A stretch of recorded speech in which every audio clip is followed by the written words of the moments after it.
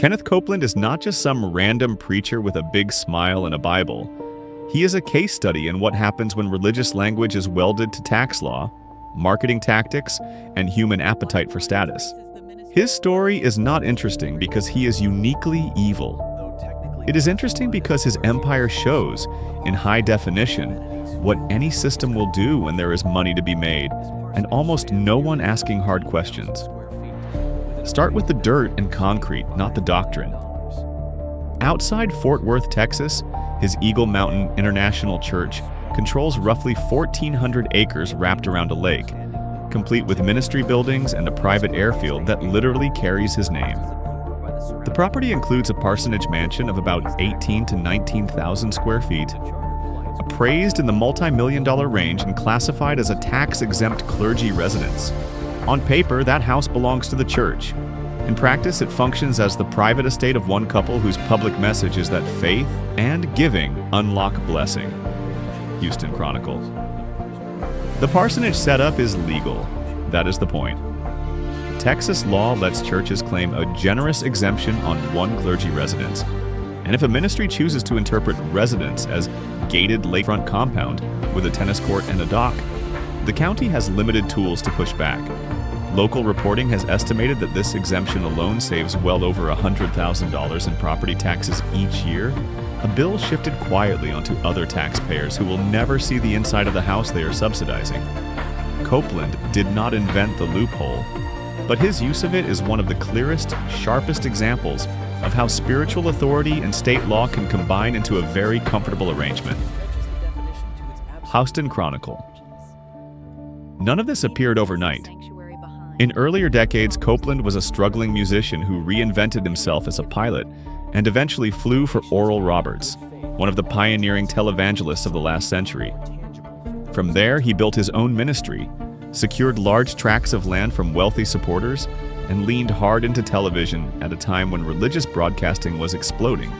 Each of those steps can be framed as providence and faith, or as savvy timing and networking, depending on how romantic you want the story to sound. But the concrete result is the same.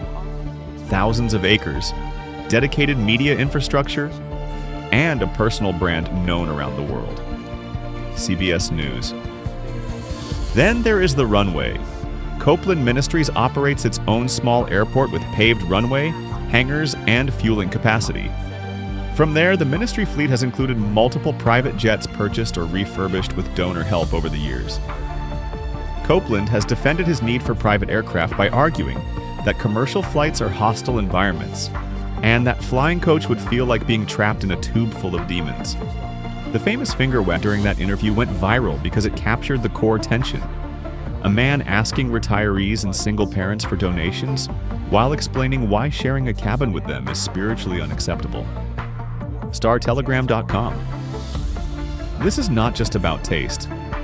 Private jets, personal runways, and tax-free mansions move the conversation from modest support for a local pastor into large-scale wealth transfer from ordinary believers into highly concentrated assets. When a church buys land, builds useful offices, or maintains a simple parsonage, people can see, touch, and share the benefit. When a ministry builds a fortress around one family's lifestyle, access is controlled by security teams, keypads, and a tight inner circle. Cameras are allowed when they help the brand, not when skeptics want to document how donor money is actually being used. That is why the attempted visit described by filmmaker Nathan Apfel hits so hard. Two civilians in ordinary cars follow public roads and an open gate until they find themselves on the ministry's runway, within sight of the private world their donations helped create. Security arrives quickly. Professional guards appear first, then a more aggressive figure screaming, flashing a badge and displaying a firearm. The message is simple and not particularly spiritual. You do not belong here. Leave now. Whatever theological language is printed on the brochures, the power dynamic on that tarmac looks exactly like any other gated corporate compound. Once you understand the physical layout, the theology starts to sound different. For decades, Copeland has preached a form of prosperity gospel. Give generously, speak in faith, and you will see material blessing in return. The ministry has raised money through mailers, televised appeals, and events that frame giving as partnership in a grand vision. Early fundraising pitches described plans for media facilities, a park for church families, retirement housing, guest accommodations, and a revival center that would change the world. Not all of those projects ever materialized, but the aircraft and mansions certainly did. From the donor's perspective, this matters. When you put $10 or $50 or $500 into an offering envelope, you are trading groceries, rent, or savings for the belief that your money will do something meaningful in the world. You might imagine kids playing safely in a church park, elderly members living with dignity in a community they helped build, or missionaries supported in difficult places. You probably do not picture the upgraded avionics suite on a Gulfstream, or the property tax bill on an 18,000 square foot home disappearing into a religious exemption. Prosperity theology blurs that line on purpose. It treats the leader's lifestyle as proof that the system works. If the pastor is rich, then giving must be effective. If he flies private, then God must be blessing the ministry. Criticism becomes almost impossible inside the bubble because to question the spending is to question the doctrine, and to question the doctrine is framed as doubting God. When followers raise concerns about jets or mansions, they are told to focus on souls saved, not receipts printed. Outer watchdogs have tried to pierce that bubble. Investigative journalists, Christian accountability ministries, and even the United States Senate have asked Copeland's organization for detailed financial disclosures over the years. Responses have been selective and carefully lawyered. Reports from credible outlets describe incomplete answers about parsonage expenses, reluctance to reveal how ministry money flows through related entities, and a pattern of justifying major purchases by pointing to designated gifts from partners rather than open budget priorities. The effect is fog, enough information to claim transparency, but not enough for an ordinary donor to follow a dollar from the plate to its final destination. U.S. Senate Committee on Finance.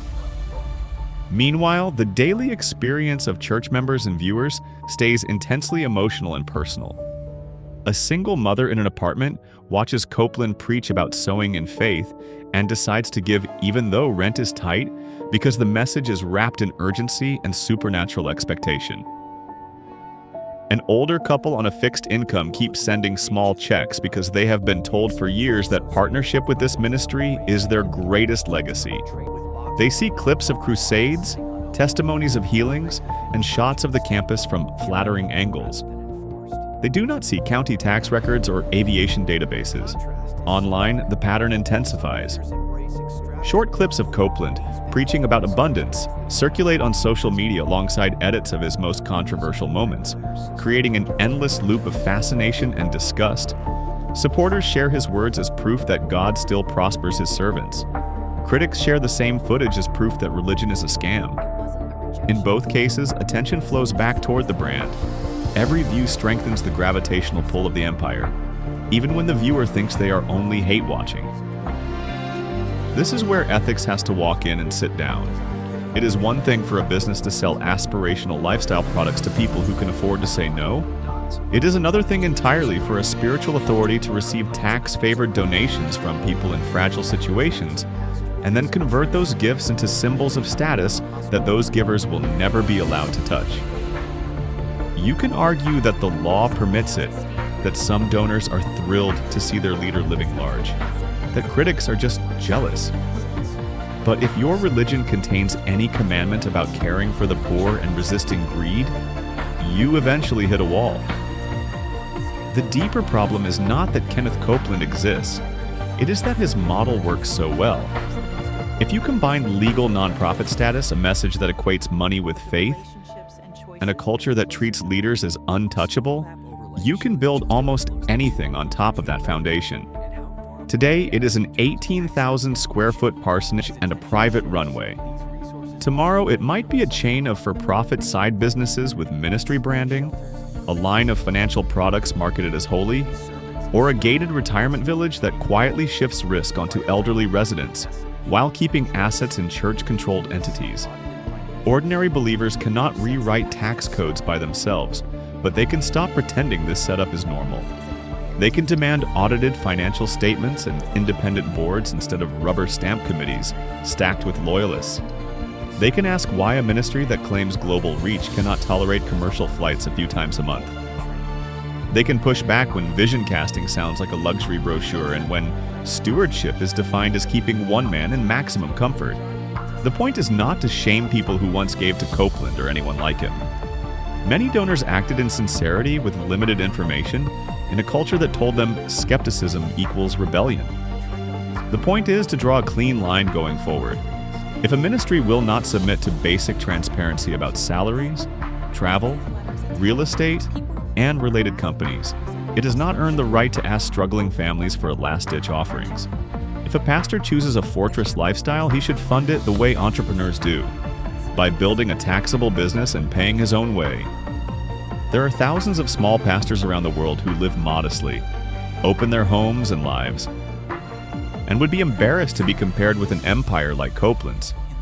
Their existence matters because it proves that another pattern is possible. It is possible to preach without promising riches, to teach about generosity without centering the teacher's bank account, to build buildings that look like tools instead of trophies. Those alternatives will never trend as easily as clips of a televangelist defending his jet, but they are the quiet baseline that exposes how far the prosperity model has drifted. In the end, the story of Kenneth Copeland is less about one man's taste and more about the habits of people who follow him. Empires like this shrink when people stop confusing access to God with access to a brand, when they stop treating discomfort with commercial travel as a sign of spiritual depth, and when they stop applauding tax maneuvers that would outrage them if any other wealthy neighbor pulled them off. The mansion on the lake and the runway beside it are sermons too, just written in asphalt and stone instead of words. You do not have to stop believing to see that clearly. You just have to decide that faith is too important to hand over to anyone who insists on flying above the rest of humanity, literally and figuratively on your dime. Once you make that decision, men like Kenneth Copeland shrink back down to human size. One more leader whose life has to answer to the same questions he has been asking everyone else for decades. That is the quiet revolution available to ordinary churchgoers. Not lawsuits, not viral takedowns, but a stubborn refusal to fund opacity and excess. You can still pray, still sing, still read the same scriptures while choosing leaders whose lives make sense in daylight. When enough people do that, the runway, the jets, and the tax-free mansion stop feeling inevitable and start looking like what they are. Choices.